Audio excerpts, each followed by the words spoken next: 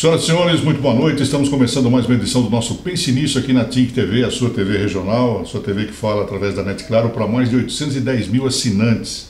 Muito obrigado para você que todas as noites está com a gente aí, acompanhando, ouvindo boas entrevistas, boas histórias com personalidades muito bons. E aqui falamos sobre segurança, falamos sobre saúde, economia, falamos sobre cultura, esportes, enfim, uma variedade de assuntos, política também, né?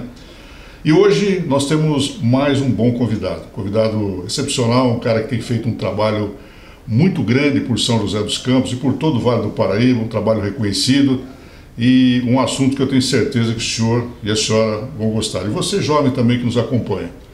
O nosso entrevistado de hoje é Alberto Mano Marques. Ele é secretário de Inovação e Economia da Prefeitura de São José dos Campos, a quem nós agradecemos a presença aqui no nosso programa. Tudo bem, secretário? Muito obrigado por ter aceito o nosso convite, hein? Bom dia, Dirceu, bom dia a todos os assinantes e a sua equipe. Muito obrigado pelo convite, fico honrado em estar aqui batendo papo com um querido amigo.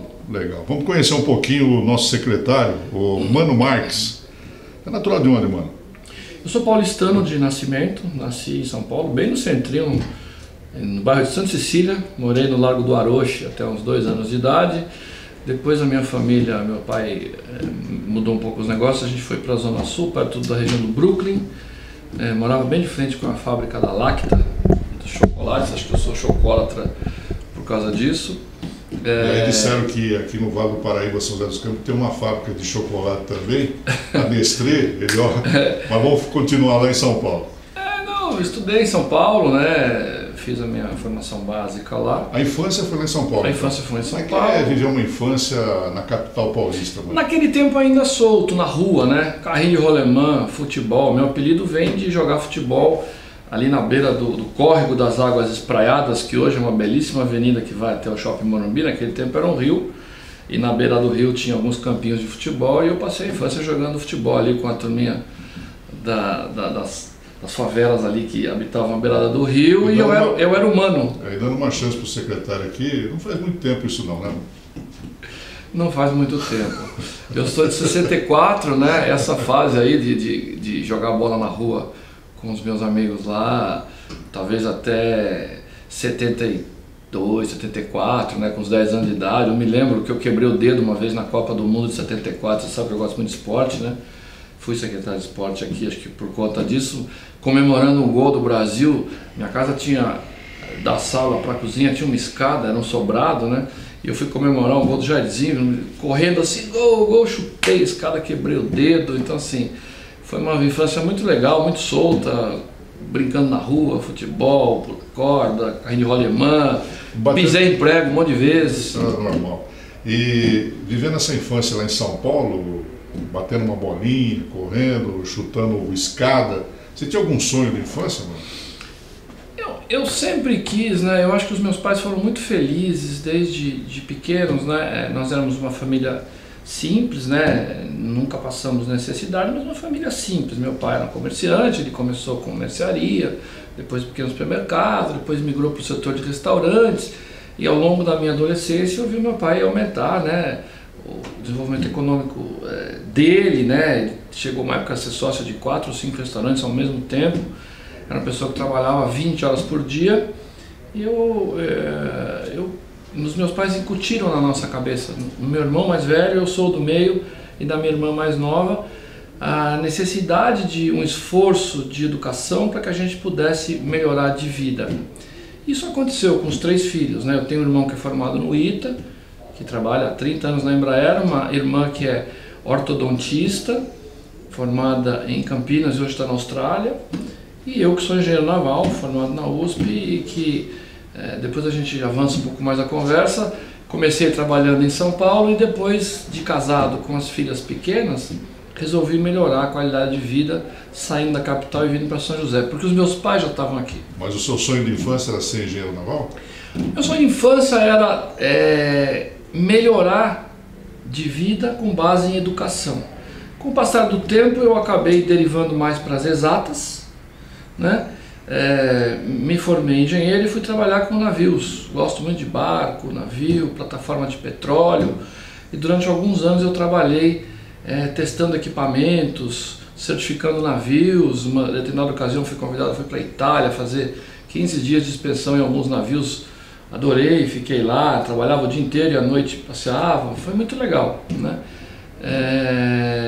E aí, em um determinado momento, os negócios da família caminharam para um outro lado, que foi a questão de nascimento do movimento das academias de ginástica no Brasil. Minha esposa é da área de educação física e montou uma pequena academia já morando na Zona Norte, em São Paulo. E daí o negócio deslanchou então, e não parou. É interessante, né? Aqui nós entrevistamos tanta gente e a maioria, 95% dos entrevistados gostariam de ter sido jogador de futebol. Não. Graças a Deus, para muitos não deu certo, porque hoje são excelentes profissionais em outras áreas. E o Mano, que eu conheço, é um grande jogador de futebol, artilheiro, não passou pela cabeça ser jogador de futebol, não. Passou muito perto de eu me tornar jogador profissional, mas nunca foi um sonho. Na verdade, eu durante a fase universitária, acabei indo para a seleção brasileira de futebol, fomos jogar alguns torneios fora do Brasil e fomos jogar um torneio em particular nos Estados Unidos, né, um mundial universitário, e ali eu recebi alguns convites. O futebol estava começando nos Estados Unidos a andar. Quem era o chefe da nossa delegação era o professor Júlio Mazei. Isso foi acompanhado muito de perto na época pela Luciano do Vale, aquela turma do futebol master e tal.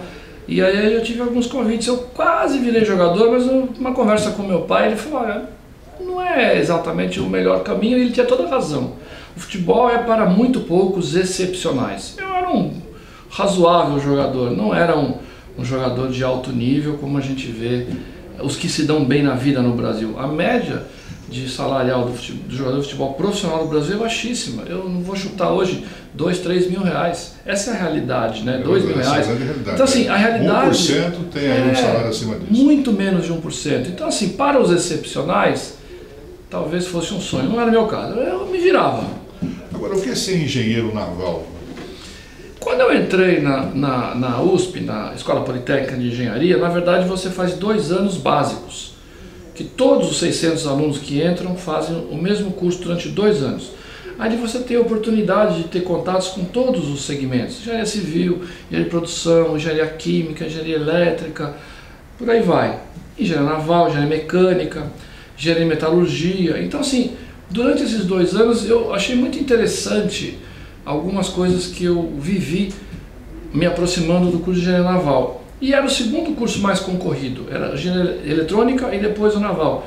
Era realmente alguma coisa que tinha muito valor. Naquele tempo, né, hoje eu não sei dizer como é que estão as infraestruturas, mas naquele tempo a USP era judiada um pouco de infraestrutura. E o curso de engenharia naval era subsidiado pela Marinha, lá não faltava nada.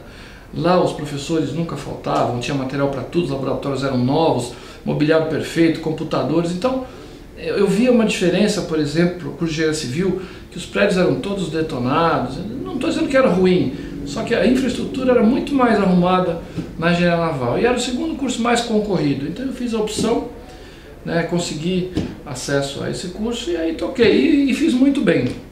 Antes de me formar já fui contratado por uma empresa da Noruega chamada The Norsk Veritas, que tem em 140 países, uma empresa bacaníssima, e aí eu pude aprender muita coisa durante 4 ou 5 anos que trabalhei lá. 4 anos que eu trabalhei lá.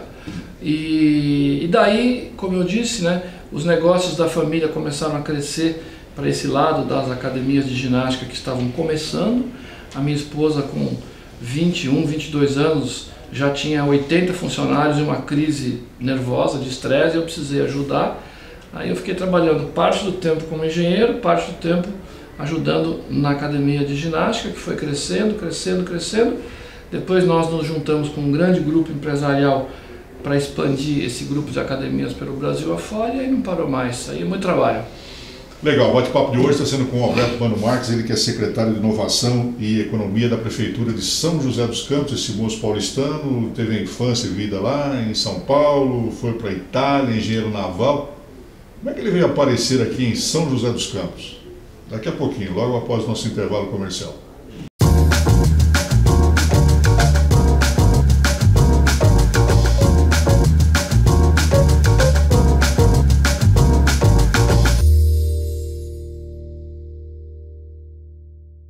Muito bem, voltamos aqui ao nosso segundo bloco do Pense Nisso, hoje conversando com esse entrevistado muito importante aqui na cidade de São José dos Campos, que é o secretário de Inovação e Desenvolvimento Econômico, Alberto Mano Marques, que lá na capital paulista viveu sua infância, adolescência, se formou engenheiro naval, contou-nos no primeiro bloco o que é ser um engenheiro naval, e foi para a Itália, trabalhou lá na Itália também.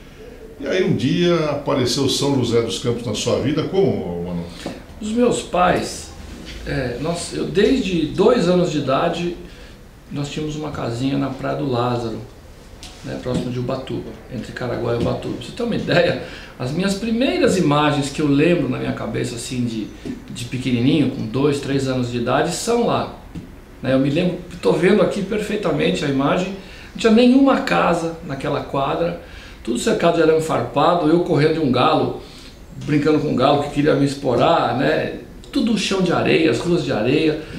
Então, era muito virgem ainda, né? Eu me lembro que era uma viagem de 5, 6 horas para descer até a Praia do Lado, então a gente ficava longos períodos lá nas férias, né? E os meus pais gostavam muito de lá, a gente sempre frequentou desde 66, 67 a Praia do Lázaro em Ubatuba. Paraíso naquela época. Né? Ainda é hoje muito bacana, mas naquela época absolutamente ambientalmente limpo, maravilhoso, né? Água cristalina, peixe em abundância. Eu conheci depois, mais velho um pouco, meu vizinho caçava lagosta, saía, né? Voltava com medo de lagostas, um negócio que a criançada de hoje não imagina, né? Você sai com um amigo, ele vai mergulhar, 2 horas depois ele volta com um monte de lagosta pendurada no braço, dava lagosta pra gente, vendia, eram outros tempos. Eu fazia papagaio, vendia papagaio, era um sarro, né? Fazia prancha de skate na marcenariazinha da escola, a criançada tinha uma outra agenda. Mas então, os meus pais que curtiam muito ir para a Praia do Lázaro, o meu pai viu uma possibilidade e comprou um terreno quando eu tinha uns 14 ou 15 anos. Comprou um terreno na primeira quadra, ali na Praia do Lázaro, e resolveu construir ali um conjunto de casas, né, para vender. Ele nessa época também estava mexendo com construção lá em São Paulo. E a estrada não era isso que é hoje, a Dutra já era complicada e a Tamoios então, nossa senhora.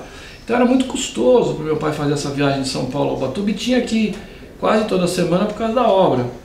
Então aí ele tomou a decisão de mudar para São José, porque era fácil de acompanhar os negócios de São Paulo e muito mais fácil de descer e subir para Ubatuba. Então esse foi o motivo pelo qual a família mudou para São José quando nós fizemos o vestibular, eu e o meu irmão. Então ele veio para cá, entrou no ITA, eu entrei na Poli. Então, você tinha quantos anos? Eu tinha 17 anos. E como é que era São José naquela época? Eu gostava de vir para cá, era uma cidade muito legal, eu acho que naquela ocasião devia ter talvez uns 450 mil habitantes, talvez, não tenho esse número exato. Eu me lembro que era muito agradável, né? A coisa terminava na São João, ali na esquina com a Rio Branco, eu gostava de pegar aquele ladeirão que descia a São João, né? Não tinha o Shopping Colinas, por exemplo, né? E ali tudo era de terra, né? A gente brincava ali, andava de bicicleta. A cidade mais arrumadinha terminava ali naquela esquina. Os meus pais eram muito amigos, não sei se você conheceu o professor Luiz Massuia, que deu aulas aqui de geografia em São José, e a minha mãe era formada junto com ele na USP em geografia. Então eles eram colegas, um apresentou o outro, né? O tio Luiz apresentou o meu pai para minha mãe, né? Então eles eram famílias que se visitavam, e aí eles convenceram meus pais a mudarem para cá. Então foi assim. E eu vinha para cá, gostava, eu me lembro do pôr do sol da Avenida Anchieta ali, que tinha um movimento enorme, toda a moçada ia de bicicleta ali para acompanhar o pôr do sol, inclusive era chamada de a Rua do Pôr do Sol, né? Eu gostava, mas eu vinha finais de semana, porque durante a semana eu estava fazendo faculdade em São Paulo. Eu gostava, era uma cidade, já era uma cidade agradável, isso ficou na minha cabeça. Quando eu me casei e depois o negócio das academias começou a crescer, surgiu a oportunidade de montar uma unidade em São José, porque o grupo decidiu montar Campinas e São José, que eram as 2 cidades mais importantes do interior de São Paulo. E aí a gente falou, opa, para São José a gente topa aí. Ali eu conheço o pedaço. E os nossos sócios, pô, vocês topariam? A gente gosta de lá, tem família lá, conhecemos bem a cidade, e assim ficou decidido que eu e a Mônica viemos para São José para construir a academia em 1996, já no Shopping Colinas, que estava em construção. 96. Hoje vocês têm academia lá no Shopping Colinas, né? Isso, há 25 anos. 25 anos. Que legal. Agora, quando é que foi pela primeira vez que você foi convidado para se envolver na política de São José dos Campos? Então, alguns anos depois, precisamente em 2004, já tinha, sei lá, 8 anos aqui, a academia já consolidada, a gente já tinha uma certa circulação na cidade, como empresários, né, de sucesso, a academia realmente virou referência em todo o Vale, não tinha nenhuma estrutura parecida com o que nós montamos, ali na frente do Cinemark, né? O Cinemark também foi uma novidade para todo o Vale, né? Para quem nos vê aqui, o Cinemark foi o primeiro Cinemark do Brasil montado ali, então, assim, enfim, foram coisas inovadoras. A academia que nós estamos falando é a Companhia Atlética, né? Então, assim, eu já tinha relacionamento, até por ter todas essas pessoas de destaque na cidade treinando lá na companhia, e um dia o próprio Eduardo Cury, que foi nosso cliente, assim como a Rosana, a esposa dele, era nossa cliente, um dia toca o telefone, a gente conhecia eles dali, né, de conversar, como é que tá as coisas, eu nunca tinha ido na prefeitura, nunca precisei ir na prefeitura, sempre fui bem atendido, nunca tive um problema, né? E aí um dia tocou... Além da academia, você conhecia a Associação Esportiva São José, né? Sim, já era sócio do clube. Sim, né? Sim. Ali tem os campeonatos internos e... Como sócio, né? Nunca me envolvi com a administração do clube. Depois eu virei conselheiro do clube. Mas um dia tocou o telefone e era o próprio Eduardo no telefone me pedindo para bater um papo com ele, né? Isso era dia 23 de dezembro de 2004. Eu estava saindo de férias com a família, nós íamos naquela ocasião para a Bahia de carro. Então a gente pegou lá uma caminhonete emprestada do sogro, botou a molecada para dentro do carro e a gente ia até o sul da Bahia, devagarzinho, parando, né, no caminho, e íamos passar uma semana ou duas de férias na Bahia. E o Eduardo me ligou, falou, precisava conversar com você. Eu falei, Eduardo, estou saindo de viagem. Eu falei, pai, 15 minutos. Tá bom, aí eu fui lá conversar com ele, logo depois do almoço, a gente ia sair de viagem em 3 horas, eu fui lá 1h30. E daí ele me fez um convite muito maluco de ser secretário de esportes na cidade. Eu agradeci, mas falei para ele que eu trabalhava o dia inteiro na academia, tinha uma agenda pesada. Imagina, a minha esposa jamais ia concordar com um negócio desses, meus sócios, tudo. E aí, para minha surpresa, quando eu comentei com a minha esposa, a primeira pessoa com quem eu falei, ela achou sensacional e achou que era a minha cara. Eu falei, não é impossível, né? Eu, política, né? Aí, depois, durante a viagem, conversando com os sócios, eles acharam uma oportunidade única que eu deveria, sem dúvida, abraçar. Ai, caramba, será que eu estou tão dispensável assim na gestão do dia a dia do negócio? Mas eles olharam um outro lado. Na verdade, eles olharam um outro segmento que se abriria, uma visão mais profunda sobre as coisas, e foi isso mesmo que aconteceu. Foi uma experiência muito interessante. Eu fui secretário de esportes durante 4 anos, conheci você, entre outras pessoas interessantes, nesses 4 anos. Acho que foi uma boa gestão, né? Foi bem avaliada, a gente fez bastante coisa pela cidade, destacando aí a construção dos 4 poliesportivos, né? Norte, Sul, Leste e o próprio... a gente aumentou o Vila Tesouro, mas a gente fez... Campo dos Alemães, a gente fez ali Verababo no Clube do Laço, Norte, a gente fez na Leste ali, como é que chama o poliesportivo ali do Cerejeiras, 61 mil metros quadrados, né? E também ali o da região Sudeste. E a reforma dos campos de futebol também. 33 novos campos de futebol e reforma de todos que a cidade já possuía, que eram mais uns 30. A gente apoio ao atleta cidadão também. A gente duplicou a capacidade de campos de futebol, todos com grama bermuda ou esmeralda, com drenagem, coisa que não tinha na cidade. Foi muito legal, o Eduardo deu todo o apoio, a gente aumentou muito o movimento de futebol amador, chegando a ter 15 mil munícipes por fim de semana utilizando essa infraestrutura. Os poliesportivos, então, uma grandeza, foi muito legal. E outros programas, o próprio Atleta Cidadão, a gente pegou com 3 ou 4 esportes, pegou com 12. Hoje são mais de 20, né? 30. Foi uma boa gestão. Realmente foi uma grande gestão do Marques à frente da Secretaria de Esportes de São José dos Campos. E, para surpresa quando houve a reeleição do nosso prefeito na época, Eduardo Cury, o Alberto Mano Marques foi convidado a ser secretário de Educação. O Eduardo queria que eu fosse secretário de Transportes porque eu tenho formação em transportes. No meu curso tem formação em transportes. Logística de transportes faz parte da formação que eu optei no 5º ano.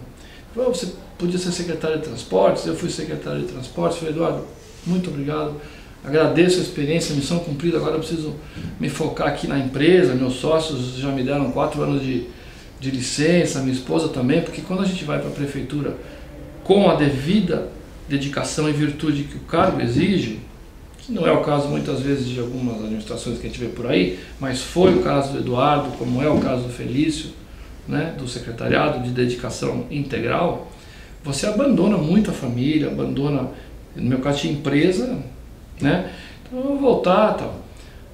Agradeci, mas declinei, falei, não dá, não vou, preciso, né. Aí passou mais um tempo, houve acho que foi a Claude que me procurou, se não me engano, se eu me lembro, né, falando que, pô, então o pessoal está cogitando você ser presidente da Urban. Falei, olha, legal, tal, mas realmente não dá, né? Eu preciso dar mais atenção ao meu projeto pessoal, de vida tal. Foi bacana, agradeço. Não sou muito, né? Eu não tenho filiação partidária, para ter uma ideia, até hoje. Não é isso que me comove, né? Esse processo eleitoral. O que me comove é ajudar. O que me comove é construir coisas boas para a cidade. Aí também não agradeci, até fui ver a sala, me levaram na Urban, uma sala, olha que sala legal. Eu trabalhava no parque da cidade, numa salinha que era metade da sua, onde caiu o teto, e tudo bem, era bacana, né? Aí era uma estrutura bacana, uma estrutura com jurídico próprio. Eu falei, mas deixa eu continuar aqui o meu caminho, né? Passou uns 3 dias, quem foi na minha casa foi o Felício, que era meu colega. O Felício foi presidente da Urban, né? Sim. Na segunda gestão, na primeira gestão do Cury, não, foi na segunda, na segunda. Ele era secretário de comunicação. Aí ele foi em casa e falou assim, ó, tive uma reunião com o Eduardo pediu para te fazer o seguinte convite. Você coordenou o plano de governo, né, que o Eduardo preparou para a segunda gestão. Eu trabalhei bastante nisso, né? Me afastei um pouco da Secretaria de Esportes e coordenei um grupo grande que escreveu as diretrizes da segunda gestão do Cury. Foi um trabalho muito legal também, né? A convite dele e da Claude. E daí ele falou, o Eduardo falou que toda vez que você ia mostrar os avanços da construção do plano de governo para a segunda gestão dele, o seu olho brilhava mesmo quando você falava das ideias de educação. A minha mãe era uma educadora, minha mãe foi professora do Estado a vida inteira. Se aposentou como diretora numa escola muito difícil, lá em Interlagos, uma função social incrível. Então eu acompanhava diariamente o esforço da minha mãe nos processos de educação e tinha algum conhecimento de dentro de como funcionava a educação pública. E realmente eu sou uma pessoa muito preocupada e muito empolgada com a educação. E o Eduardo percebeu isso. Aí ele mandou um recado pelo Felício, que não é qualquer pessoa para te dar um recado, dizendo, olha, é uma oportunidade que o Eduardo gostaria de ter feito e que nunca teve oportunidade, que ele acha que você é a pessoa para fazer isso. Aí não tem como dizer não, né?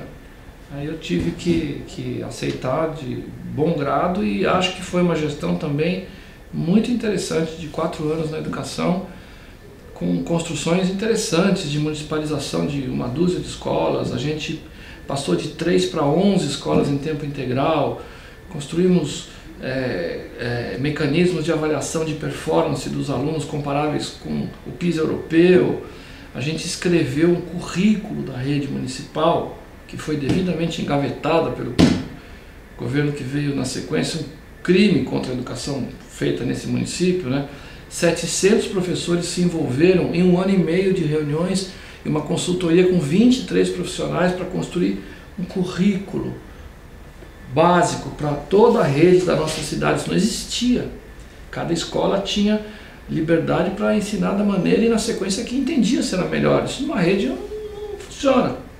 Imagina você pega um filho que muda de um bairro para outro, como que faz se os ensinos não são alinhados? Então assim, nós escrevemos o currículo da rede municipal e isso não foi usado na gestão seguinte. Isso é um absurdo. É verdade. Né? Eu fico vendo problemas que aconteceram, né? E aconteceram muitos problemas na gestão que sucedeu o Cury, mas o maior deles foram os pedagógicos. Você tinha os alunos com dificuldade, no contraturno eles eram convidados para fazer um reforço. Isso foi retirado. Isso é um absurdo. Mas como eu estava fora, eu não me manifestava muito. Mas todo esse trabalho desenvolvido aí na Secretaria de Educação, em sua época, foi reconhecido pela comunidade, sim. Assim como foi também na Secretaria de Esportes, né? Então, o nome Mano Marques está marcado aí como um bom gestor nessas duas secretarias em São José dos Campos. Eu não sei se você sabe, desculpa te interromper, mas eu acabei virando presidente da Associação da União Nacional dos Dirigentes Municipais de Educação por 2 anos. E aí eu fui muito a Brasília para a gente traçar as diretrizes que embasaram o Plano Nacional de Educação. E não foi por acaso que ele foi convidado para ocupar um cargo tão importante foi como muito esse. Legal. Bom, estamos conhecendo hoje o secretário de Inovação e Desenvolvimento Econômico de São José dos Campos, Mano Marques, aqui no nosso Pense Nisso, na sua TIC TV. Nós vamos para o intervalo comercial e daqui a pouquinho ele vai dizer como é que ele recebeu o convite para ser secretário de Desenvolvimento, Inovação, Tecnologia, na cidade da alta tecnologia em São José dos Campos. Já depois do intervalo comercial.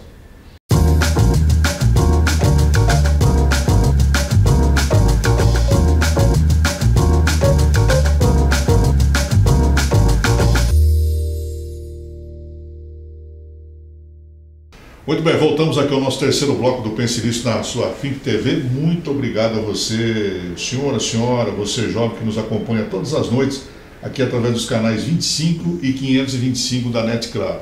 Muito obrigado ao nosso Vale do Paraíba, Litoral Norte, Serra da Mantiqueira, algumas cidades também do Alto Tietê. Muito obrigado ao prefeito da cidade de Salesópolis, que nos escreveu, Vanderlon Gomes, dizendo que é ouvinte do nosso programa, assiste o nosso programa e que já esteve aqui também. E vamos receber na semana que vem o Inho, que é prefeito da cidade de Biritiba Mirim. Muito obrigado pela consideração e pela audiência aqui no nosso Pense Nisso. Aqui é uma prestação de serviço, hein? Hoje conhecendo um pouco do nosso secretário municipal de Inovação e Desenvolvimento Econômico, Mano Marques, que já falou sobre o engenheiro naval que ele foi, veio de São Paulo, foi para a Itália, diretor aí do Companhia Atlética de São José dos Campos, foi secretário de Educação, foi secretário de Esportes, e aí veio o convite para ser secretário de Inovação e de Desenvolvimento Econômico da cidade, né? A responsabilidade continua. E aí houve mais um aceite, mano. Nós tivemos aí 4 anos, né, após o Eduardo Cury, de um governo que não era ligado a esse grupo político, e eu voltei finalmente a cuidar da vida, né? Então, um pouco mais próximo da família, tocando a empresa, né?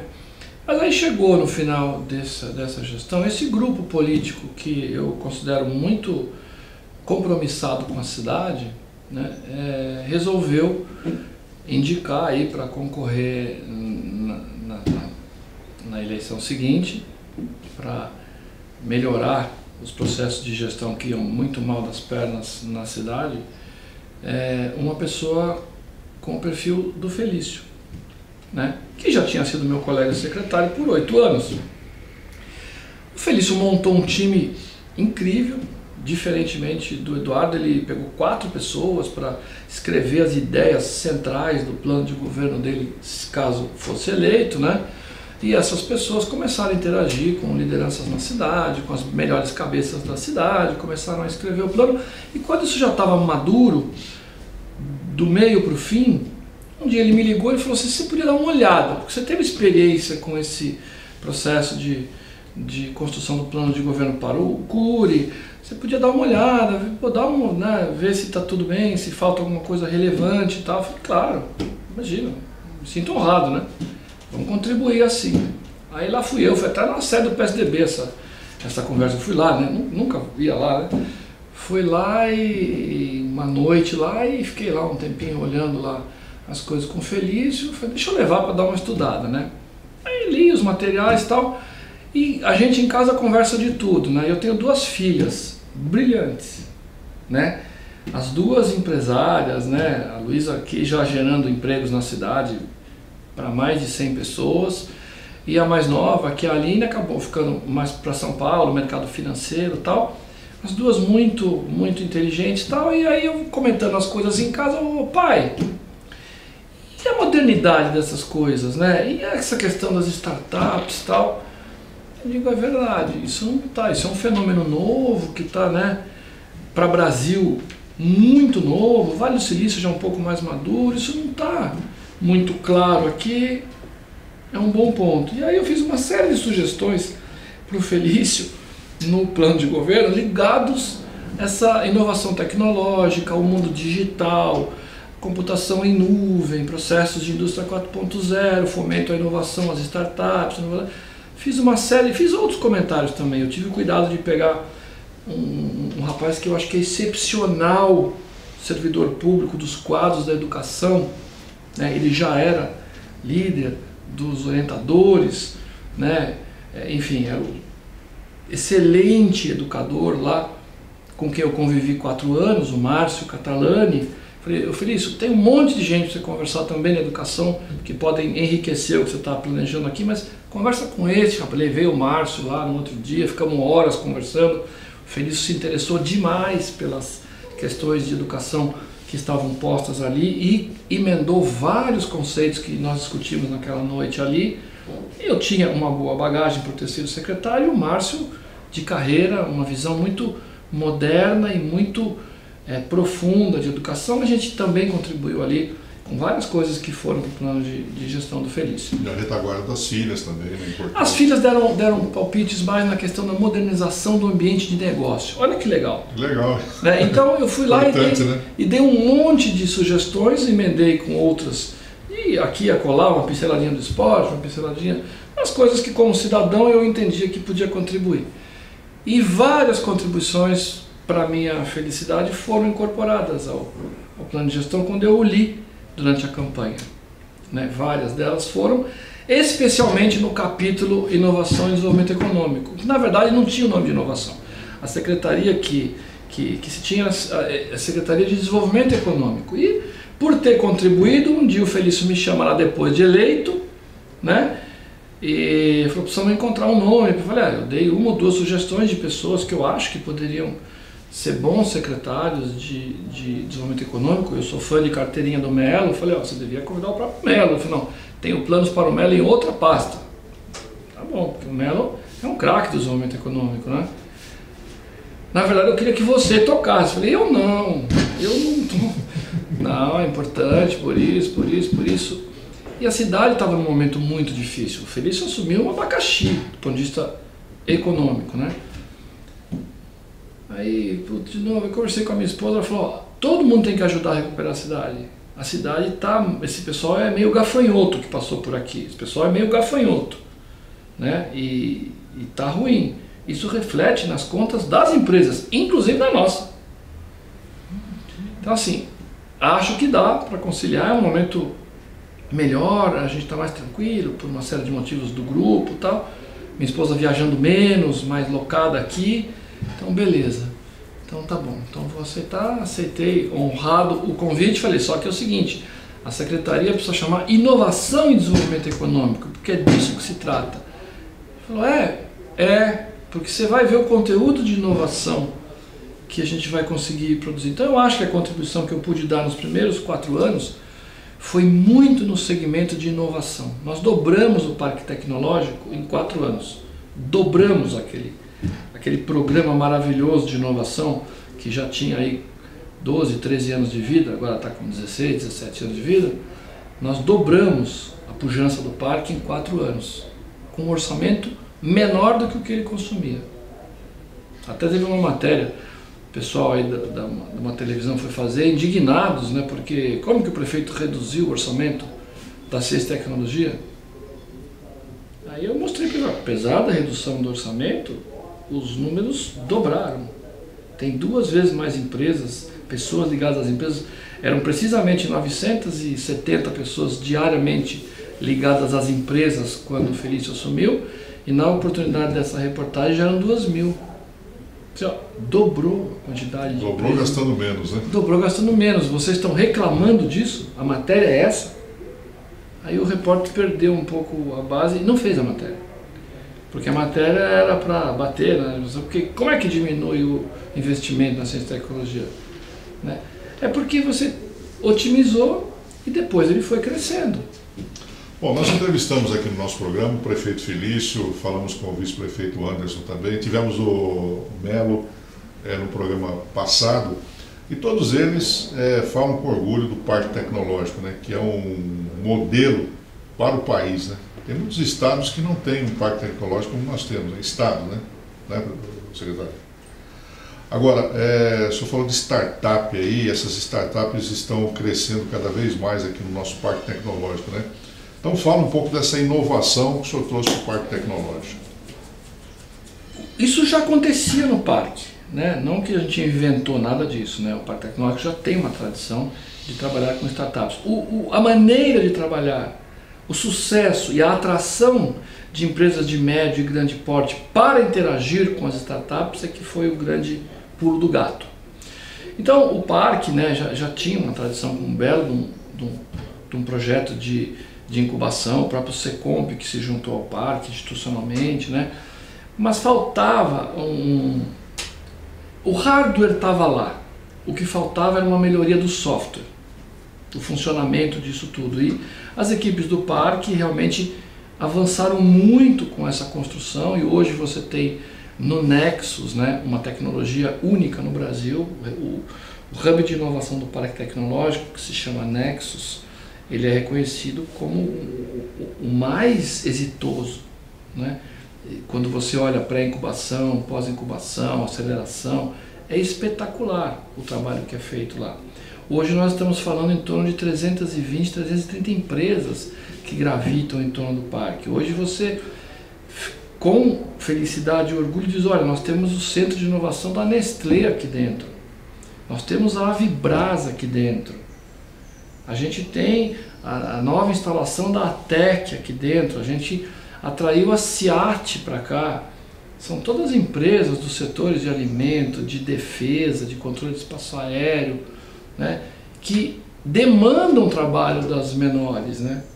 Então assim, o parque deu uma ajustada no seu modo de operação e decolou de vez. Hoje nas vertentes de cidade inteligente, o maior projeto, o projeto mais importante de cidade inteligente do nosso país está acontecendo entre o Parque Tecnológico de São José e a ABNT, Associação Brasileira de Normas Técnicas. Nós estamos construindo ao longo desse ano toda a metodologia que vai servir para a gente avaliar a maturidade de todas as cidades do país, afinal de contas, quais cidades estão avançando como cidades inteligentes. Nós seremos a primeira cidade do país a se certificar através das normas internacionais ISO de cidades inteligentes, resilientes. Isso é muito importante. Esse é um projeto da vertical Smart Cities. O próprio CSI, que tem sido tão festejado, né? O Centro de Segurança e Inteligência que foi montado no Parque Tecnológico, que integra 1000 câmeras, todas elas com inteligência de uma empresa chinesa que detecta situações de alarme para que a gente possa ter um despacho de viaturas e reduzir todos os indicadores de segurança pública, está lá no Parque Tecnológico. Isso também é um avanço no setor de cidade inteligente. O controle da mobilidade urbana, você tem as equipes de segurança pública e as equipes da Secretaria de Mobilidade lá no CSI controlando na ponta dos dedos, né, a fluidez do trânsito na nossa cidade. Então isso é muito bacana. Né, a Defesa Civil, a Polícia Militar, a Polícia Civil, com os terminais avançados para as investigações, ou seja, a cidade avançou muito em segurança pública. Uma cidade segura, as lâmpadas de LED, né, que estamos com 100% na cidade. E as pessoas talvez não enxerguem, Dirceu, que mostrando esse trabalho, a gente atrai novas empresas para a cidade, porque as empresas querem buscar um local onde tem um bom ambiente de negócio, e nós temos capital humano, terrenos mais baratos, sem poluição ambiental, não temos restrição de água, luz e segurança pública.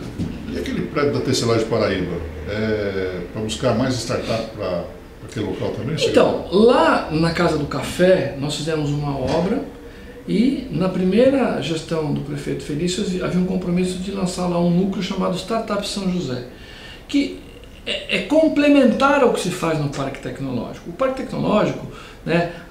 Ele tem a vocação de startups digitais e de grande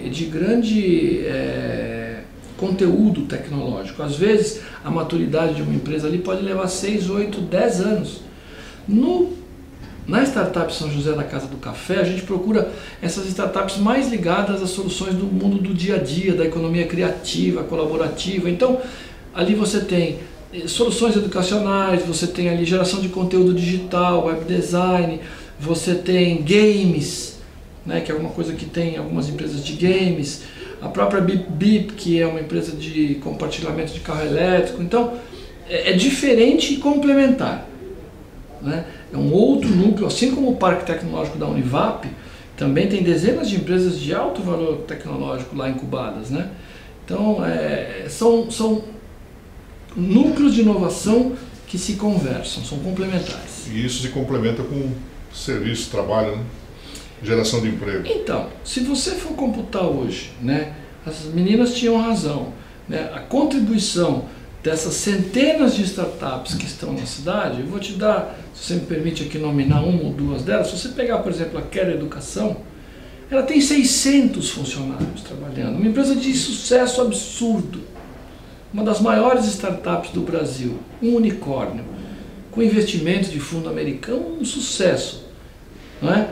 Eles conectam alunos que não conseguiram uma vaga pública na universidade, são 5 ou 6 milhões por ano, que não conseguem as suas vagas através dos vestibulares ou do Enem, o sistema chamado SISU, e a ociosidade que existe nas universidades privadas. Existem milhões de vagas ociosas no Brasil todo e milhões de alunos querendo estudar. Tudo isso feito aqui pelo Parque Tecnológico. Não, a Quero Educação é uma startup que se desenvolveu fora do ambiente do parque, mas tem relacionamento conosco. Ela já está muito grande, ela já tem 2, 3 prédios próprios, enfim. É uma empresa de sucesso que começou pequena, com alguns alunos do ITA, se desenvolveu e 8 ou 10 anos depois é uma grande geradora de empregos. Esse ano já deve ter contratado mais de 150 pessoas. Então, assim, é muito virtuoso esse crescimento econômico baseado nas empresas de densidade tecnológica. É a nova economia. Então, é nisso que a gente tem trabalhado bastante. A gente tem atraído, Dirceu, empresas de sucesso vindas de vários estados do Brasil para o Parque Tecnológico, gerando emprego aqui, né? E aproveitando desse ecossistema, que lá você tem gente que entende muito de inteligência artificial, de programação em Python, de gerenciamento de imagens, de integração de sistemas, de sensoriamento e por aí vai. Então, a cidade tem... Uma empresa chega aqui e tem uma assessoria fabulosa, né? A gente acabou de receber uma empresa que tem 100 funcionários, 100 e poucos funcionários hoje. Ela veio de São Paulo para cá, chama-se Ionic Health. Ela faz parte de um grupo, de um conglomerado chamado NES. Eles têm 4 ou 5 setores, um dos setores que eles trabalham é saúde. Esse núcleo de saúde veio para cá. Eles vão fabricar e desenvolver tecnologia de um braço robótico que é utilizado em medicina à distância para operação de tomógrafos, tudo feito em São José. Essa empresa acabou de divulgar que novas contratações no CNPJ de São José. Com o tempo, o presidente já falou, nós vamos migrar tudo para São José, porque é incrível o que essa cidade tem a oferecer. Essa é uma de tantas outras que eu posso te nominar. Ontem nós recebemos uma empresa, não sei se eu posso divulgar, essas grandes multinacionais não gostam muito, mas uma grande empresa do setor metalúrgico que deverá montar um núcleo de inovação aqui na nossa cidade. Se não no Parque Tecnológico, porque talvez não tenha área para eles querem 2 a 3 mil metros quadrados, e nós temos 87% de ocupação no Parque Tecnológico hoje. É difícil arrumar uma área de 3 mil metros quadrados, mas nós os acompanhamos a vários condomínios empresariais da cidade e eles gostaram muito de 2 deles. Então já estamos conversando e a gente deve anunciar em breve um núcleo de inovação importantíssimo, o único desta empresa no globo. Eles serão um núcleo de inovação para conversar com essa empresa globalmente, para desenvolver soluções que serão utilizadas globalmente. Essa empresa só no Brasil fatura 9,5 bilhões de reais. Então, assim, São José vai se consolidando cada vez mais como uma cidade referência no ecossistema de inovação, que nem estava no nome da secretaria. essa foi um gol de placa que o prefeito percebeu, autorizou e a gente vem trabalhando muito na inovação na nossa cidade. Parabéns por essa inovação. Secretário Alberto Mano Marques é o nosso entrevistado de hoje, nos contando aí um pouco da sua história de vida, contando um pouco da sua história profissional e falando bastante aí desse desenvolvimento que ele tem trazido junto com sua equipe para São José dos Campos, com essa inovação aí que tem feito a diferença em nossa cidade. Nós vamos para o intervalo comercial e daqui a pouquinho finalizamos aqui com o secretário hoje no nosso Pense Nisso aqui na FIC TV. Até já.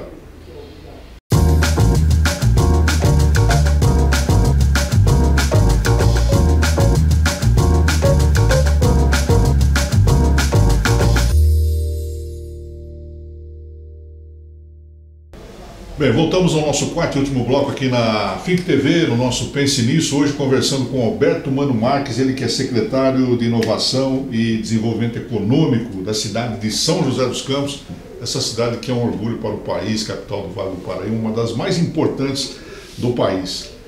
Secretário, para a gente fechar aqui o nosso programa, vamos falar um pouco do aeroporto de São José dos Campos, que foi uma dor de cabeça aqui para a cidade, né? Mas de repente municipalizou-se e agora? Esse aeroporto ele vai passar por uma concorrência, como é que é? No final do ano passado a gente fez uma tentativa que há 25 anos a cidade procurava, que era trazer o aeroporto para perto da gestão municipal para a gente fazer alguma coisa diferente, né?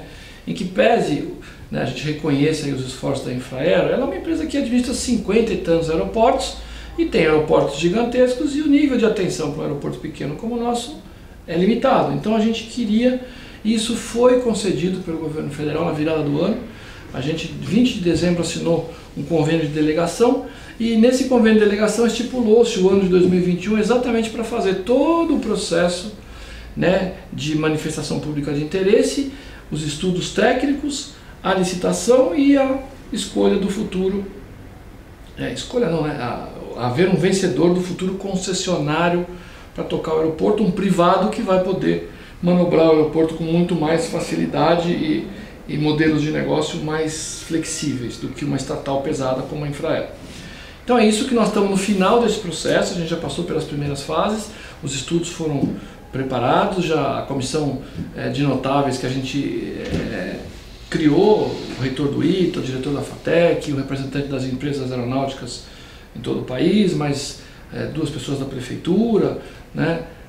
A gente escolheu o melhor estudo, que é um consórcio de 5 empresas. Esses estudos são estudos profundos, né, e serão pagos integralmente pelo futuro concessionário. A prefeitura não gasta um centavo com eles. Esse modelo é bárbaro. Nós estamos seguindo exatamente o modelo que o governo federal usa nas suas concessões. Então a gente está exatamente nessa semana, Dirceu, todas as tardes, das 18 às 20 horas, percorrendo todas as regiões da cidade, levando os estudos, vem 4 ou 5 técnicos dessas empresas, apresentam os estudos e a população aproveita esse momento para fazer perguntas, tirar dúvidas, sugestões, críticas, audiências públicas.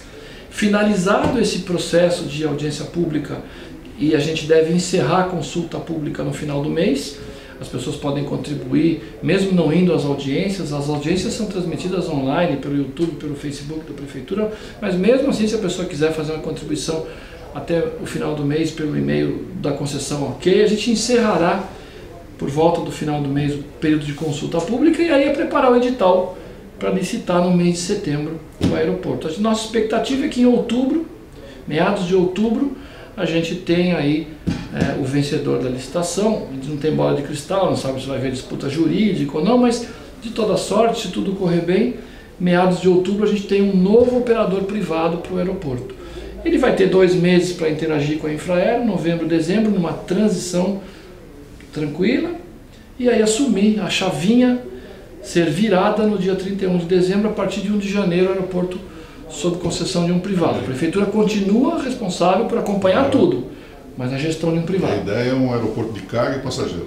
Aeroporto de carga e passageiro, a vocação da carga está muito evidente, né? Quem pegar o aeroporto vai ter um terreno fértil para trabalhar com a movimentação de cargas. Os estudos apontaram 14,5 mil toneladas ano de capacidade de movimentação, do jeitinho que está, sem fazer investimento. mas alguns grupos que têm frequentado as audiências, que tiveram colaborando com a consulta pública, eles dizem que tem planos para aumentar esse número. Ou seja, a vocação de carga é inequívoca. Nós estamos no meio do eixo da produção industrial. Por que isso tem que embarcar por Guarulhos? Basta você organizar e transformar o aeroporto num belo hub de carga. Isso é inequívoco. A questão toda é passageiros. É muito difícil, né, as companhias aéreas colocarem voos em função da proximidade com Guarulhos. É muito perto, são 60 quilômetros, né? Então, mas eu acho que com o crescimento do Brasil, que já está acontecendo e que virá nos próximos anos, o colapso do movimento do aeroporto, que os especialistas dizem vai acontecer em 3 ou 4 anos, alguns dizem mais, alguns dizem menos, você fatalmente vai ter que expandir alguns voos para o entorno da capital, porque não vai ter como movimentar tudo isso em Guarulhos e em Congonhas, que já é crítico.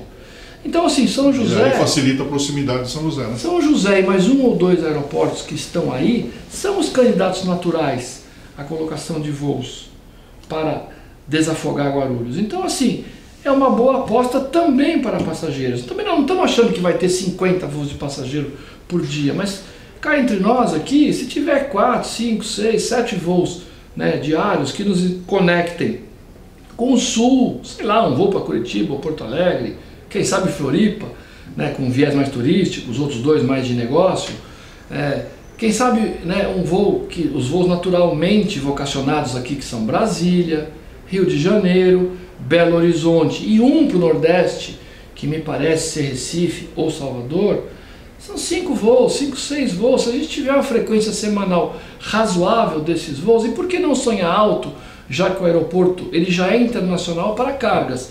É muito fácil transformá-lo em internacional para passageiros. Por que a gente não pode ter um voo para Buenos Aires, ou para Miami, ou para Nova York? Sei lá o que os estudos de mercado possam revelar como um destino. Então, assim, a cidade de São José dos Campos, como você bem colocou, é uma cidade muito importante e tem presença global. Diferentemente de outros municípios muito maiores do que São José, ou até capitais, São José tem presença global por causa da sua pujança tecnológica e corporativa. Então, por que a cidade não pode almejar ter um aeroporto que faça a conectividade para os cidadãos deste município com este nível de conectividade? É uma cidade que está inovando, né? Bem, vamos conhecer um pouquinho mais agora o nosso secretário de Desenvolvimento de Inovação e Desenvolvimento Econômico de São José dos Campos, Alberto Mano Marques. Voltando àquele menino lá de São Paulo, paulistano. Rua Eleutério, no Brooklyn. Por aí. O que São José dos Campos representa na sua vida, secretário? O Brasil que dá certo. Uma cidade incrível para se morar. As pessoas me perguntavam quando eu saí de São Paulo, mas você vai morar em São José dos Campos, né? A gente falava, sim, verdade, vai sair de São Paulo? Sim. Olha, eu acho que uns 20 minutos, depois é exagero, mas sei lá, no dia seguinte que a gente estava morando aqui, com ar mais puro, com água mais limpa, ruído da natureza, uma coisa muito interessante de ser, que me chamou a atenção no primeiro dia, quando a gente terminou de botar as coisas do caminhão de mudança, enxergar as montanhas. Presta atenção como em São José, em vários locais da cidade, você esticando o pescoço, você enxerga as montanhas. Isso não tem preço. Verdade. É isso que te conecta com a natureza, isso que te conecta com algo maior. Isso não tem preço. Viver numa vibe mais tranquila, conversar com as pessoas na rua, visitar as pessoas sem se preocupar com o trânsito na volta, ver que você não tem uma cidade cheia de homeless e etc. Enfim, São José é o Brasil que dá certo. O senhor é um homem religioso?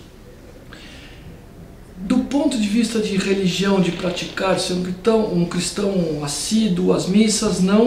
Do ponto de vista da minha fé, cada vez mais. Qual é o seu hobby, mano?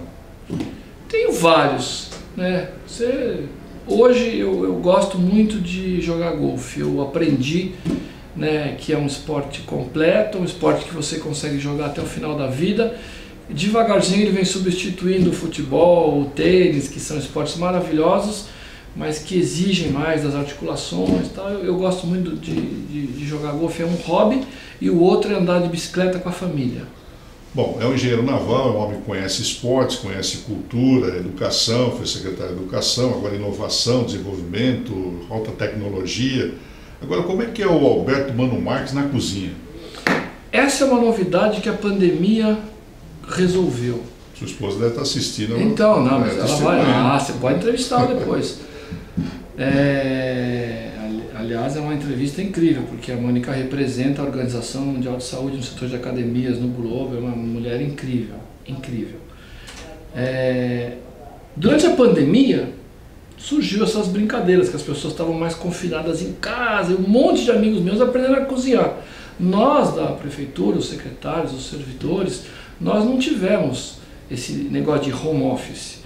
O prefeito, no primeiro dia, definiu, olha, nós somos essenciais para o funcionamento dessa cidade, nós temos que pensar na coletividade, então aqui não tem home office, é todo mundo no pau, trabalhando nas suas secretarias, mais ainda na rua do que já estávamos. E assim foi, graças a Deus e a muito cuidado, a gente não teve muitos casos, um ou outro secretário que acabou pegando Covid, mas a maioria de nós se manteve com os protocolos sadio. Mas os amigos aprenderam a cozinhar, e eu só no ovo frito. Aí eu fiz um esforço e agora eu cozinho algumas poucas e boas coisas. Eu aprendi a fazer alguns pratos, categoria durante a pandemia. Faço uma maminha com mandioquinha e pistache, cheiro verde dos deuses. Você está convidado um dia a provar, porque aonde eu faço é um sucesso. Aprendi a fazer risoto. Dá espaço, já virou o Masterchef. Ó, tô mandando. Conheci o Bocato, que é um chefe, outro dia na casa, no almoço junto com amigos. Troquei figurinha com ele, tô melhorando. Que bacana. E viagem? Gosta de viajar, mano? Ah, isso é uma coisa que preenche a minha alma. Falou viagem na Bahia, de carro, chegou a fazer essa viagem? Fiz várias vezes. Fala uma viagem interessante que você fez. Eu adoro a Bahia. Eu tenho um negócio com a Bahia, acho que um dia eu ainda vou morar na Bahia. Eu acho que o astral da Bahia é qualquer coisa que você não encontra no globo. A Bahia é um território místico, iluminado, tem uma vibe única. As praias, o povo, o clima, o sul da Bahia tem o melhor clima. Eu viajei bastante na minha vida, bastante, né, para todos os cantos aí do planeta, exceto Ásia, que eu fui pouco, mas agora eu fui para a Índia ver o satélite, né, acompanhar o prefeito, foi uma experiência também. Mas assim, eu nunca vi um clima como o da Bahia. Eu adoro viajar, Dirceu. Qualquer viagem me emociona e eu faço, até as de perrengue. Fala um pouquinho da sua família. Minha família é tudo para mim. A minha esposa é uma mulher iluminada, é uma mulher incrível, uma mulher do século XXI, trabalha como ninguém, inteligente, criativa, linda de morrer. Com os anos passam e não passam para ela, graças a Deus, né? Uma pessoa de um nível cultural e de uma entrega incrível, e ultimamente ela tem também se dedicado mais ao coletivo. Existe uma associação nacional de academias, né? Ela é representante nacional dessa associação. Já está convidada a Mônica para participar do nosso programa aqui. Olha, ela tem casos para contar agora ela tem ido a Brasília defender a classe, protocolos. Ela acabou sendo convidada para ir para a Organização Mundial da Saúde rodar um programa chamado GAPA, que é um programa de atividade física global, orquestrado pela Organização Mundial de Saúde. Ela é uma mulher incrível, já foi eleita profissional do ano desse setor, só conversando com a Mônica. E tem o lado mãe e vovó. Esse é impagável. 2 filhas e 2 netos. Bacana. A Manuela, de 3 anos e meio, que é um azogue. É incrível aquela baixinha, incrível constatar como geração após geração a gente melhora. E o Paulinho, 9 anos, um garoto do nosso tempo, um lorde, de uma educação e de uma amabilidade, de um cuidado com as outras pessoas, um garoto educado para ser o cidadão desse milênio. Parabéns pela família. Parabéns às minhas filhas. E a outra que casa agora em setembro. Que bom. Agora, você tem algum ídolo? Olha, que pergunta difícil. Eu nunca fui muito ligado a essa coisa de idolatria. Eu tenho algumas pessoas que eu reconheço que fizeram uma grande diferença no planeta. Então vamos tentar elevar a régua e pensar uma coisa global, né? Eu acho que, por exemplo, na questão dos esportes, né, eu acho que o nosso país cunhou ídolos muito especiais. É o caso do Pelé no futebol, é o caso do Ayrton Senna no automobilismo, é o caso do Guga no tênis. São fenômenos, né? Na natação, alguns deles. O meu grande amigo Gustavo Borges é um deles, né? Pessoas marcantes na sua vida? Ah, muitas, né? Vamos lá, da fase de São Paulo, eu sempre me lembro do professor Pedro, que me ensinou os esportes no grupo escolar Mário de Andrade. Eu fui educado na escola pública, né? Depois na escola vocacional Oswaldo Aranha, onde a minha mãe também era professora e um ano foi minha professora. Que experiência difícil. Eu sempre fui muito bom aluno, mas ali com ela era complicado, porque se eu tirasse 10 numa prova, eu não ia levar. Ó, vou ter que te dar 9 porque vão dizer não tinha jeito. Proteção. Porra, mãe, não tem jeito, né? Então, a minha mãe, né, pela qualidade educadora, meu pai, pelo esforço de objetivo de vida de fazer uma família ascender socialmente, por isso que eu acredito no esforço muito mais do que no assistencialismo. Eu entendo o assistencialismo, acho que nos dias de hoje é muito necessário. Vejo o trabalho que essa prefeitura faz na SASC, né, com a Edna Tralli na primeira gestão e agora com o Major Antero, espetacular, eu entendo, eu acho que está corretíssimo, nós temos que investir mais nisso, mas não é por aí que o mundo será melhor, é pelo esforço. Acho que o esforço tem faltado um pouco na agenda de muitas conversas, não do brasileiro, porque o brasileiro é esforçado em essência, mas acho que nesses tempos de hoje poderia ser mais. Eu acho que, do ponto de vista político, né, assim, se você for botar um ídolo, né, eu vou ficar na política local. Eu gosto muito da contribuição que foi dada pelo Emanuel, pelo Cury, e é incrível a contribuição do Felício atualmente. Incrível. Para ficar no mandatário, porque as equipes de secretariados, todas que eu convivi, né, do Cury e do Felício, gente maravilhosa e que se doa para a cidade. Do ponto de vista religioso, né, eu gostaria de apontar uma pessoa desconhecida e recomendo que todo mundo procure saber o trabalho dela, chamada Ana Sharp. É uma mulher de 80 anos que tem a capacidade de despertar na gente a espiritualidade e o desenvolvimento do ser humano que está em todos nós. Esta mulher é incrível. Secretário, as 2 últimas perguntas. O senhor poderia trocar uma semana do seu futuro por 10 minutos do seu passado. Nesses 10 minutos você estaria onde e fazendo o quê? Se eu pudesse trocar uma semana do meu futuro por 10 minutos do meu passado,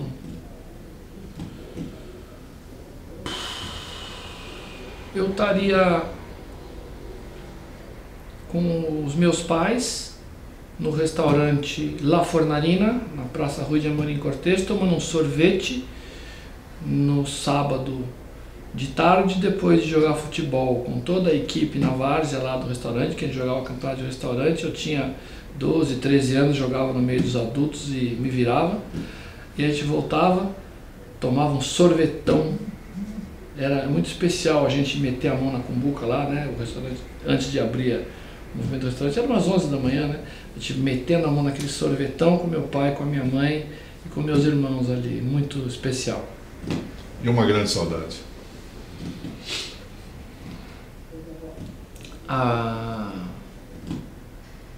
Uma grande saudade. Eu não sou um saudosista. Eu acho que os meus pais, que se foram muito cedo, quando eu tinha 24 anos. Alberto Mano Marques, foi uma honra entrevistá-lo aqui no nosso programa. Muito obrigado pela sua vinda, parabéns pelo trabalho que desenvolve nas secretarias e parabéns por tudo aquilo que você faz pela cidade de São José dos Campos. Muito obrigado. A gente que agradece, é um privilégio ajudar essa cidade, que merece. Obrigado a você. Muito obrigado. Tá aí, finalizamos mais um Pense Nisso aqui na sua Think TV, hoje ouvindo o secretário de Inovação e Desenvolvimento Econômico de São José dos Campos, Alberto Mano Marques.